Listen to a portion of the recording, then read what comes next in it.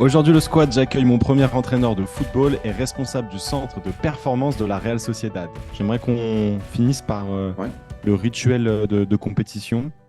En l'occurrence, voilà, j'ai été footballeur, puis kiné à l'Olympique Lyonnais, et j'ai pu voir différents styles de coach, différents styles de speech d'avant-match. Et j'aimerais ton point de vue, déjà ton style personnel, quel est-il, et quels sont les ingrédients selon toi pour un speech réussi avant un match? Bon, bah déjà, il n'y a pas deux speeches identiques. Intéressant déjà, tu vois. Ouais, ça. Il y a, parce encore une fois, c'est une connexion avec son groupe et avec le moment. C'est-à-dire que la richesse, la beauté du football, c'est que c'est pas une histoire écrite. C'est on l'écrit tout le temps. Donc, si ce week-end, c'est mon premier match de championnat et que je dois faire un speech à mes joueurs, il va être différent que si on est en plein milieu de championnat et qu'on joue, nous on est troisième au classement, on joue contre les quatorzièmes et on sort de trois victoires. Ou qu'on est second, dernier match de l'année contre les premiers, et que si on gagne, on est champion. Donc déjà, je pense que ce qui est important, c'est un, d'être soi-même, de ne pas rechercher à refaire le monde. Je vois plein de coachs, quand ils font des speeches, ils refont tout leur plan de jeu, et ils remontrent le classement à tout le monde, bon, le mec qui va au match, qui ne sait pas qu'il joue contre le quatrième, qui rentre chez lui, oh. Football professionnel ou football d'adulte. Si adulte, hein, je te parle pas chez les petits. Mais chez les petits, je leur parle pas du classement, je parle pas de ça. Ouais, ce qui est intéressant. Pour, Ouais. pour moi, il y a plusieurs speeches. Donc, tu as le speech vraiment. Après, ça dépend les protocoles. Si tu es chez les jeunes, par exemple, en foot à 8, tu fais pas un rendez-vous 2h30 avant le match, si tu veux. Si tu joues en U17 nationaux, tu dois voyager la veille. Ben, le matin, peut-être que tu vas faire un speech d'une petite demi-heure, histoire de leur expliquer deux, trois bricoles parce que tu as le temps. Ils ont le temps de prendre la sieste, de jouer le match après, etc. Tu vois, donc, il y a plein de protocoles différents qu'il faut adapter à la catégorie, le moment de la compétition, l'importance de l'opposition, le moment aussi, l'état de forme mentale du groupe, parce que si tu as, t'as un groupe, par exemple, qui est en pleine bourre, ben, on va pouvoir dire des choses différemment que si tu si t'es dans le dur, tu vois, si tu es dans le dur. Bref, court, on y va, positif et feu, quoi. Tu vois. Donc, quel est mon style? Ben, mon style est adaptatif. Ok. Moi, ce que j'aime, c'est rappeler ce qu'on a travaillé la semaine, donner un, deux, trois points clés, tu vois, et straight to the point, c'est-à-dire individuel, pam, pam, pam, pam, pam. Donc dans les vestiaires, j'aime bien parler individuellement de mes joueurs comme ça, je les prends quand ils se préparent, D'accord. et je dis, n'oublie pas, bam, ça et ça et ça, tac, tu vois, tranquille, j'échange avec eux, t'oublies pas, tu as vu sur la vidéo, il y avait ça, ok, très bien, bam, comment tu te sens, tu vois, des petits trucs comme ça. Au niveau collectif, ce que moi j'aime faire, c'est tout simplement montrer des choses qu'on a travaillées à remettre en place, juste pour que ça rafraîchisse, bam, qu'en fait on crée dans le conscient collectif une vision commune, fraîche, avant le match. Tu vois? Et je préfère travailler sur nos forces que sur les faiblesses de l'adversaire. En fait, je préfère dire, voilà, notre force va être là. Je dis une connerie. La faiblesse de l'adversaire sont les latéraux, par exemple. Ils ont Ouais. du mal dans les transitions défensives. Je ne vais pas leur dire, hé les gars, ils ne sont pas bons en transition défensive, il faut qu'on fonce. Pourquoi? Parce que dans l'esprit du joueur, tu ne crées pas du tout ce que tu veux. Moi, ce que je vais leur dire, c'est plutôt, les gars, ce qui va être intéressant, c'est à la récupération qu'on attaque l'espace. Donc, toi, tu attaques là, toi, tu attaques là, toi, tu fais comme ça, tu fais comme ça, tu fais des choses simples pour en fait réduire le volume cognitif à l'essentiel. Ouais, c'est Pour que intéressant ça. dans, Ça fait directement le lien avec tout ce qui peut être préparation mentale. Je comprends pourquoi tu t'intéresses à tout ça, ouais. Donc, du coup, il y a ça. Et après, surtout les coups de pied arrêtés. Donc, je demande à mon staff, quand on est plusieurs, ils ont chacun leur rôle, en fait, dans les speeches. Parce que Ok. là, ça fait 1 heure que je parle, là, ou peut-être même plus.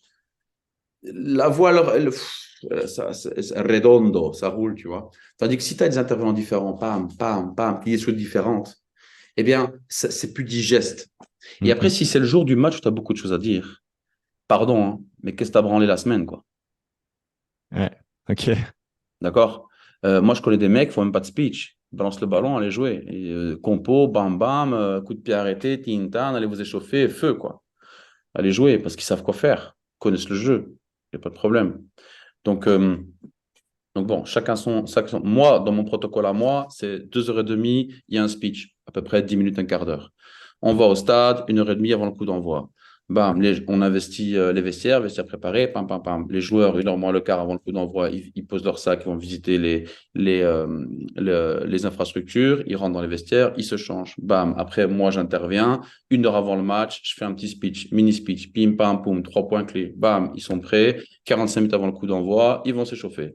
15 minutes avant le coup d'envoi, ils rentrent intérieur.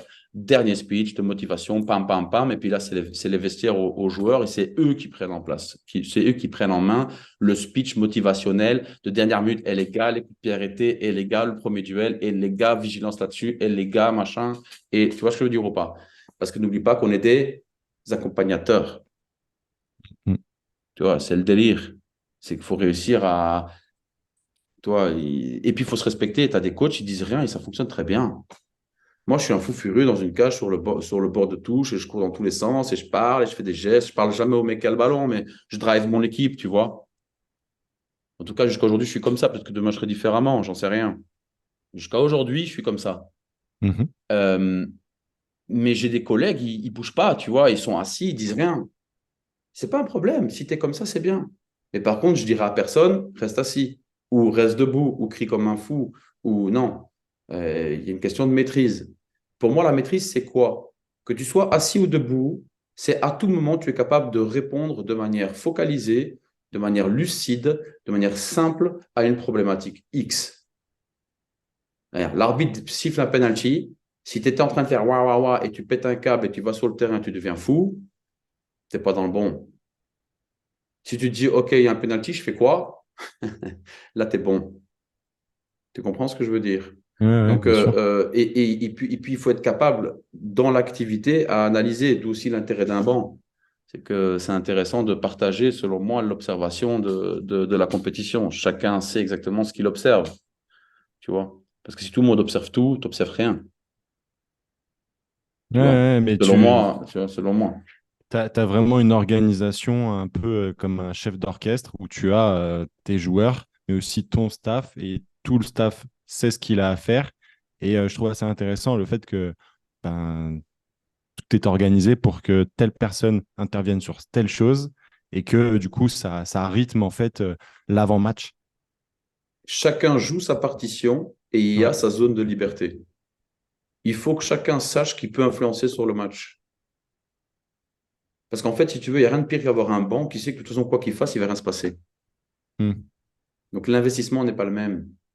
S'ils savent tous qu'ils jouent un rôle et qu'ils ont un impact sur ce qui est en train de se passer, l'investissement est beaucoup plus important.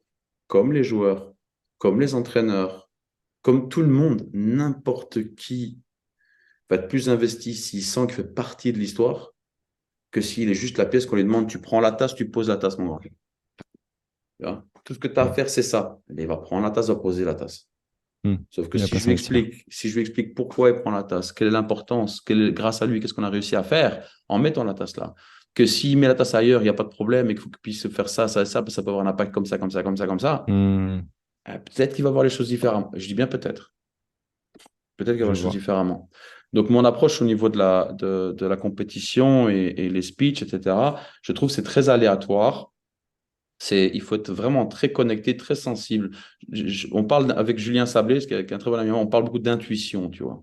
D'accord. D'intuition. C'est comme si on va à la chasse et il faut être maître de ses sens pour sentir quand le gibier va passer et quand on va tirer, quoi, tu vois. Donc, c'est pareil, tu dois être présent. Et ça, c'est difficile au début quand il y a un stade plein, quand il y a des médias, de rester en pleine capacité de ses sens.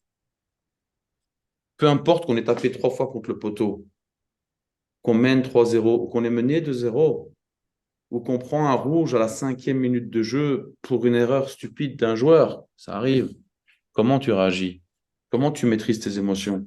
Tu vois, c'est là, je pense que pour les entraîneurs, où d'où le développement personnel, la connaissance de soi, est incontournable. Est incontournable. Tu ne peux pas réussir sans ça. Je n'y crois pas. Et attention, je vais te dire une chose.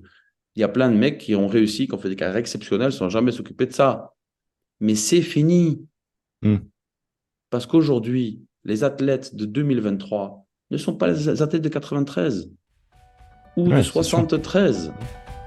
Les gens, ils sont complètement différents.